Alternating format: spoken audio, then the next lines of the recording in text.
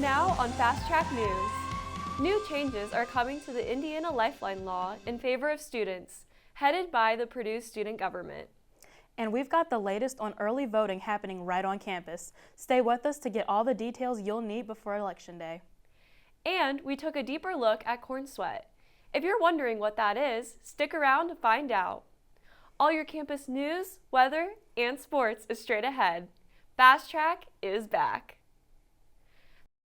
Happy Friday, Boilermakers. I'm Julia Blanford. And I'm Kyla McElroy. It's Friday, October 4th. Here's a look at our campus news for the week.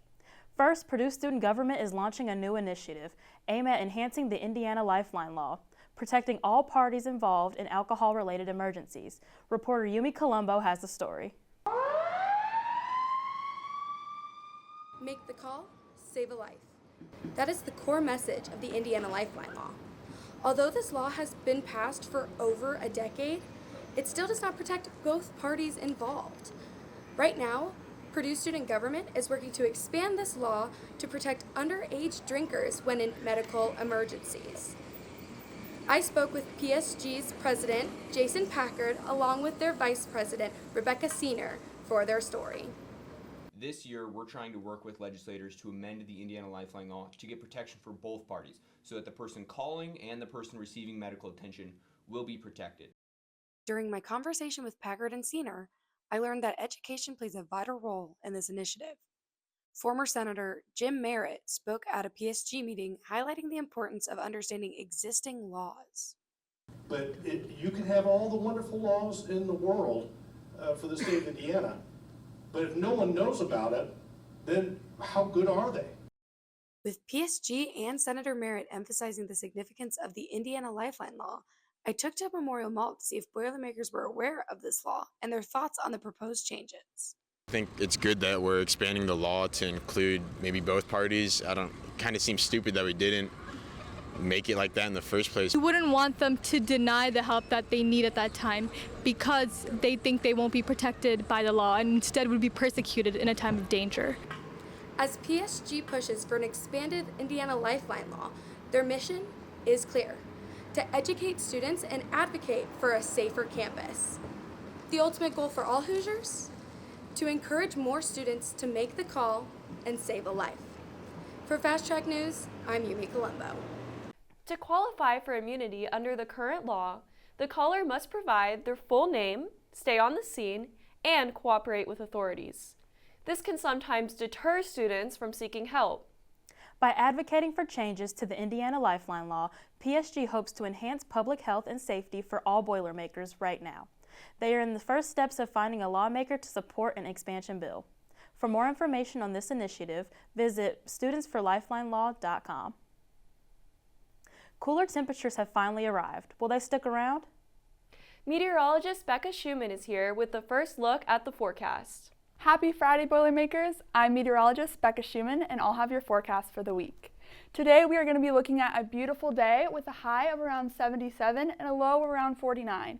We will see some clouds throughout the day, but conditions should be mostly sunny.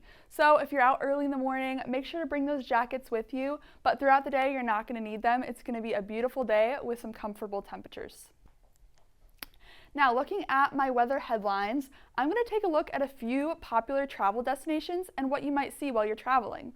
Also, we will have a warm weekend, so plan those activities outside. Additionally, looking into next week, we're going to see very sunny skies and some beautiful weather ahead. Purdue University continues to excel, earning the title of Indiana's highest-ranked public university and being the state's only public institution among the nation's top 50 in the latest U.S. News and World Report 2025 Best Colleges ranking. Ranks number 18 among public universities and tied for number 46 overall with a 7-year streak as one of the top 10 most innovative schools. Purdue excelled in categories like graduate earnings and faculty resources, and its College of Engineering continues to shine, ranking number 8 nationally with 7 programs in the top 10. The Mitch Daniels School of Business also saw strong growth, with operations management jumping to number 5. Purdue continues to make its mark both nationally, globally, demonstrating excellence in education, innovation, and research. October has begun, which means Election Day is only a month away. Now is the time for Boilermakers to secure their plan to vote, and we have just the information that you will need. In a meeting that took place between the university and the County Board of Elections, the COREC was declared as Purdue's on-campus early voting site. On October 24th, students will have only a 6-hour window from 10 a.m. to 4 p.m. to cast their ballot. Whether you plan to vote on or off campus, be sure to be registered by the deadline on Monday, October 7th. Last week, the All-American Marching Band hosted their alumni band. Over 900 alumni joined the 400 current members on the field at halftime. With the alumni coming back, the band used homecoming to announce its plan to upgrade whole field. The upcoming project, titled Outdoor Master Plan, is headed by Recreation and Wellness. The project includes several upgrades, the largest of which being changing whole field from cement to synthetic turf. The plan also includes a way to honor Jay Gebhardt's legacy by creating the Jay Gebhardt Pavilion. The pavilion will act as a social hub in the area, as well as a space for the marching band to use on game days. Coming up, I'll be busting the myth on corn sweat. Does it really affect our high humidity and high temperatures? I'll have all of that coming up for you Boilermakers after this break.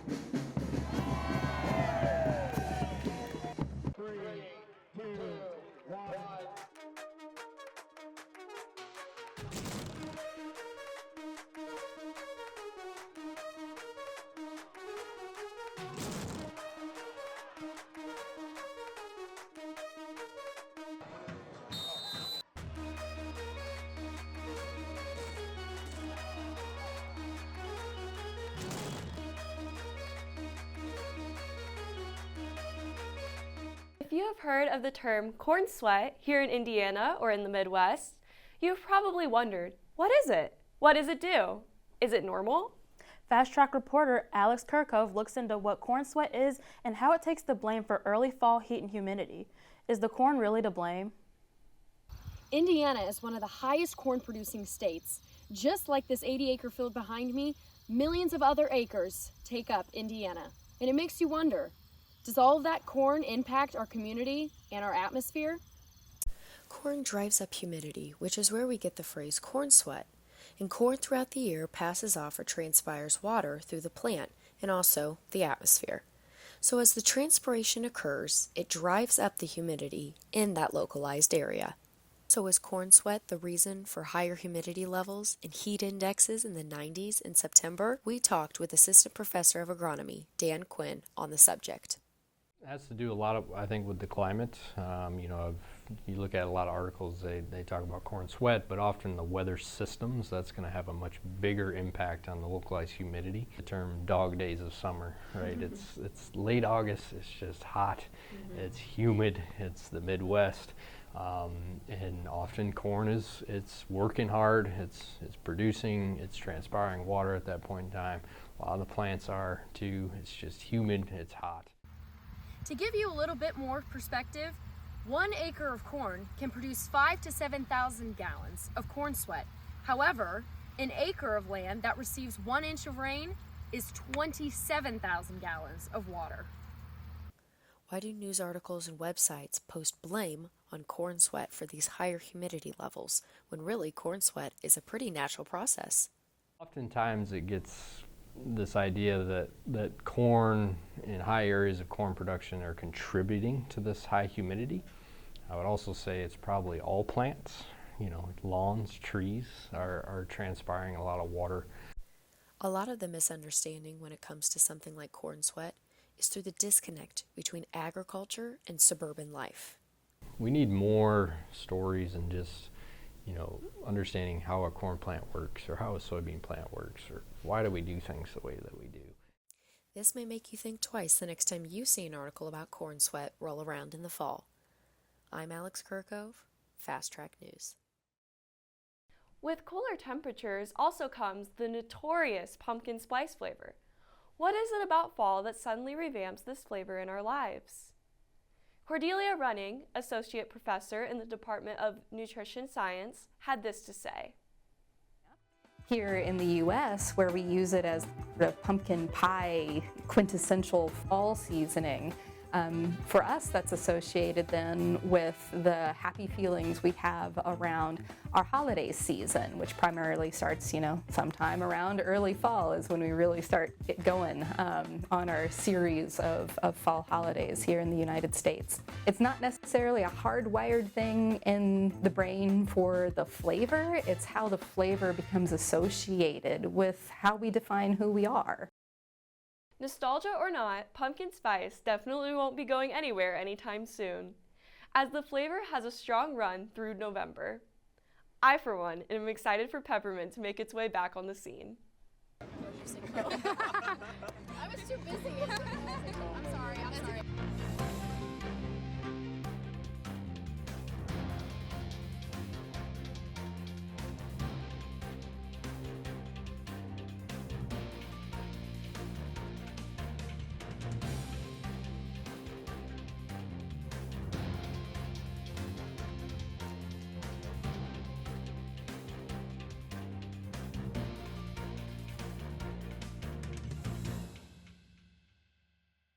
So looking at this weekend upcoming for fall break, we are going to have some nice warmer temperatures and some sunny skies. We may see some clouds on Friday, but we're still going to have a pretty high temperature reaching up to 80 when we get to Sunday. But Saturday and Sunday, we're going to have very sunny conditions. However, we still don't want to look at those low temperatures. On Friday, we're going to get down to the 40s, so late at night or early morning, it'll be a little chilly.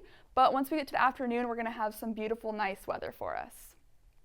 Now, looking at our future cast, again, we're going to have that high pressure system that's camping out right over our area. So we're going to have very nice conditions for us this weekend with clear skies and warm temperatures ahead.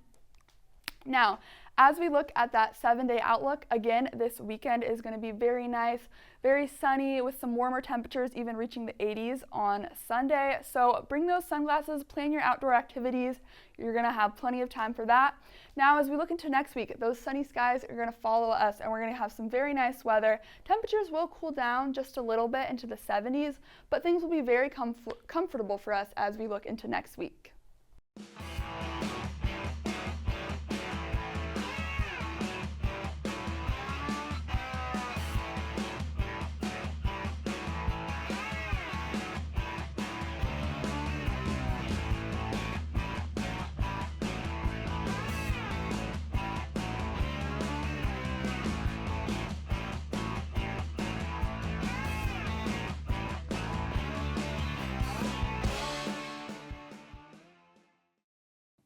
The Purdue football team was back home at Ross-Ade Stadium to take on Nebraska. Fast Track sports reporter Kylan McElroy has the story. Another rough day in Boilermaker football after a 28-10 loss against the Nebraska Cornhuskers. Holding a 1-3 record, it's been a pretty rough start to this football season. The Boilers welcomed the Nebraska Cornhuskers to West Lafayette for the Big Ten Conference opener. Back-to-back punts started the game and were a sign that points would be hard to come by. Although Nebraska was able to move the ball, Purdue's defense stood strong and the specials team helped out with Purdue blocking 2 field goals in the first half. Purdue would miss a field goal in the first half as well. Both teams appeared to have scored touchdowns, but a Nebraska touchdown would be called back due to an offensive pass interference. Hudson Card was able to connect with Jaron Tibbs for a 51-yard touchdown, only for that play to be called back as well to an offensive pass interference penalty. Those 2 penalties would leave the game scoreless at halftime. In the second half, Purdue would open the scoring with Spencer Porath knocking down a 45-yard field goal. The lead would not last long, though, as Nebraska would drive down the field and freshman quarterback Dylan Raiola would find Jamal Banks for a touchdown. The Cornhuskers would tack on another score when Dante Dowdle would convert on a 4th down for a touchdown to give the Cornhuskers a 14-3 lead going into the 4th quarter. As the student section cheered, Nebraska would find the end zone once again to extend the lead to a 21-3. A pick 6 thrown by Hudson Card would seal the deal for Nebraska. Despite a touchdown by Leland Smith, Purdue would fall for the 3rd week in a row. this time by a score of 28-10. The home game will take place on October 18th against the University of Oregon, who have not faced the Boilers in over a decade. Reporting for Fast Track News, I'm Kyla McElroy. Purdue football looks to get back in the win column after 3 straight losses. It won't get any easier as the Boilermakers head on the road to Madison to take on the Wisconsin Badgers.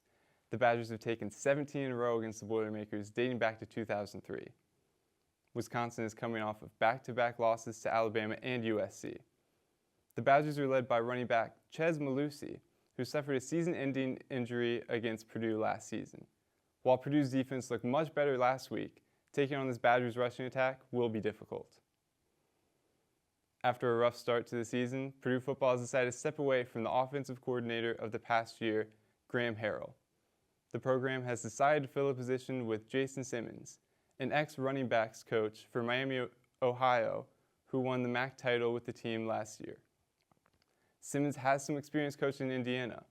Before stepping onto the college scene, he coached the Ben Davis football team in Indianapolis and coached Indiana football for 23 seasons.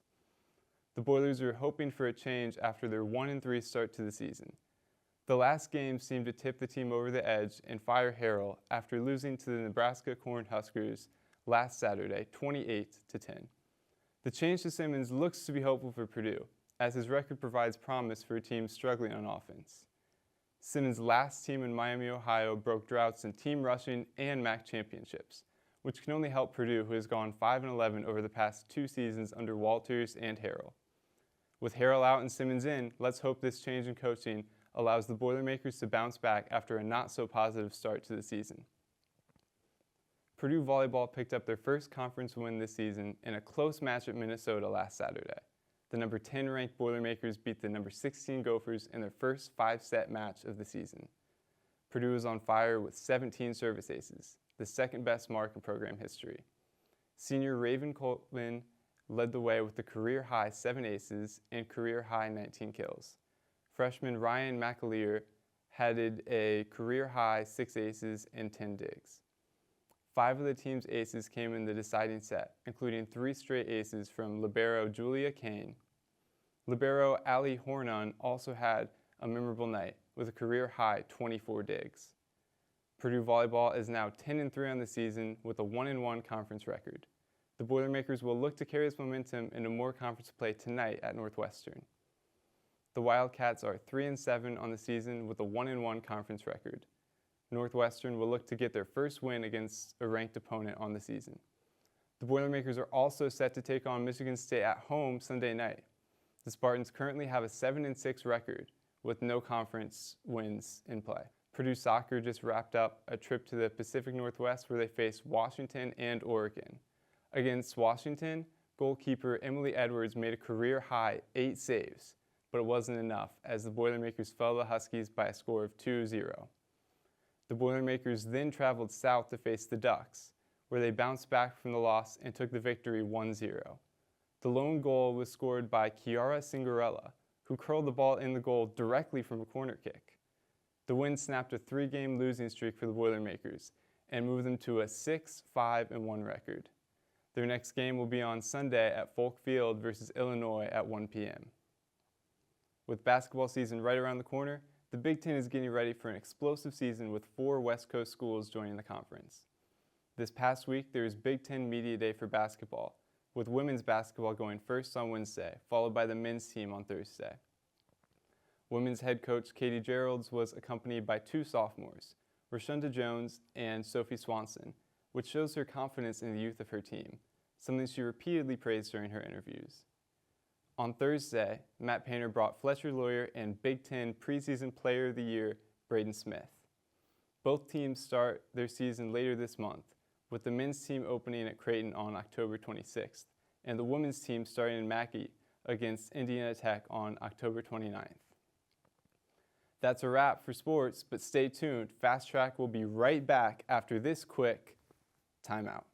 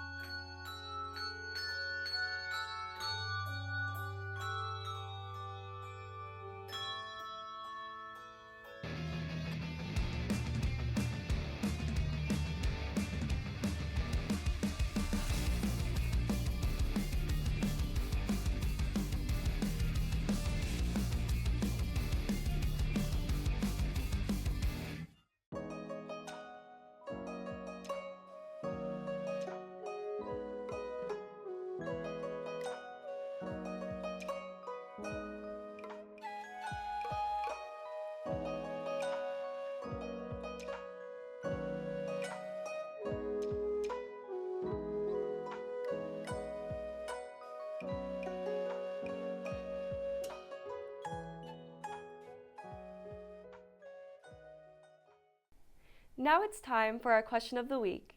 Do we think the Purdue football team can turn its season around? Bo Shao Dai asked students what they thought. So do you think Purdue football season can get better? I hope so. I hope it gets better. I think they didn't do so great at this past Notre Dame game. We've experienced some recent losses that I wish that we didn't by some pretty severe numbers, so I think that we could be performing a bit better. I mean, I haven't really watched a lot of Purdue football, but they've had some pretty big blowouts, but they're pretty solid teams that they're playing against, so I'll give them the benefit of the doubt and say yes. Only hard to get worse, I would say. If you love Fast Track and want more news, sports coverage, or even what goes on behind the scenes, go check out our Instagram. We post updates on all things Purdue. Recently, we posted about the newly started destruction of the historic home of Purdue's English department, Hevelon Hall, which began this past Tuesday. If you have any interesting news coverage that you think should be featured on our social media, don't hesitate to send us a DM on Instagram at Purdue Fast Track News for your chance to have your story featured. Make sure to leave a like, comment your thoughts, and share on your story to show all of your friends where you get your Purdue news from. Thanks for tuning in to Fast Track News. Stay tuned for more news, weather, and sports. Have a happy fall break, Boilermakers.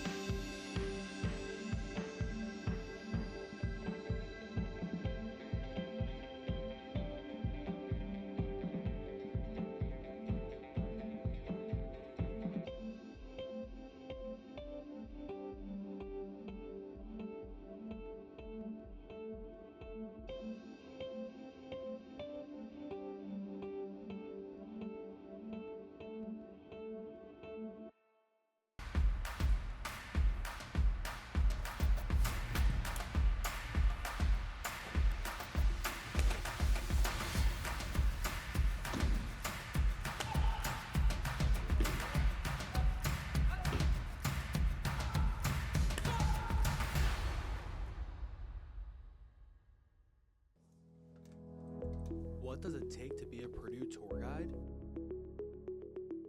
You've got to know your history.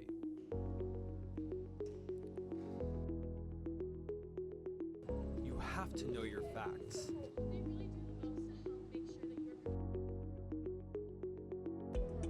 You've got to have that Purdue spirit.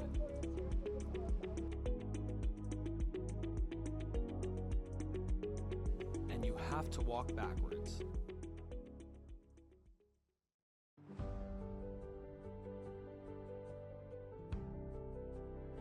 If I could describe Boilers Go to DC in one word, I would say insightful. I've done a couple internships in DC, but this experience was different and opened my eyes into what other aspects of DC has to offer in networking and relationships as well.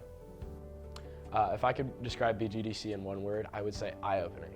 I've been to DC a couple times before, but I have had nowhere close to an experience as immersive or as informative as the BGDC experience. If you're interested in politics and you want to get into working in government, this is a good experience for you. It was something I initially myself really wanted to do, but I know there were a lot of people that might be on more of the fence about it. And I truly think BGDC was worth every penny, every time I did a reflection. Absolutely worth it. If I can describe BGDC in one word, it's life-changing.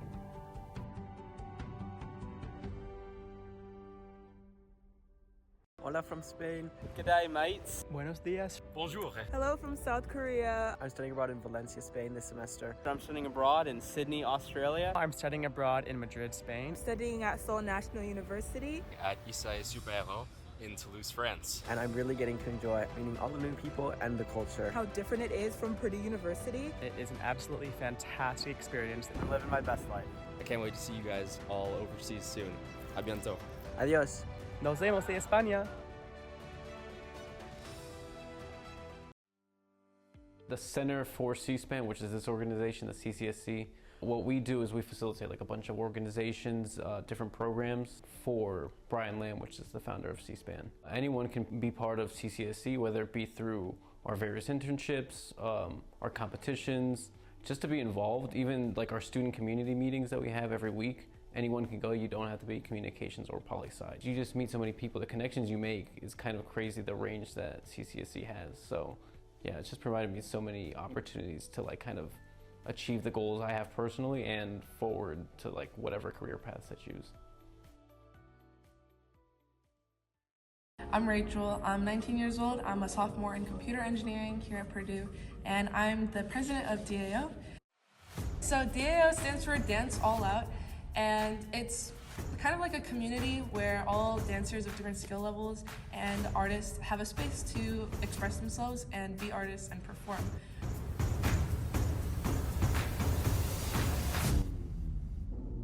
We perform at things like the AAA Night Market and the VA, the Variation Showcase, at the end of the semester. We even had our own showcase last year, and that was really exciting. DAO not only offers like weekly classes and performance opportunities, but kind of like a really strong community / family to do it with. When people talk about college, or when you see in like coming of age movies, it's all about like the main character finding like the place where they belong, whether it's in school or like extracurricular or like with their friends or another hobby. But like this could be the place where you find like your coming of age moment, and like it could be the place where you discover like a big part of your life.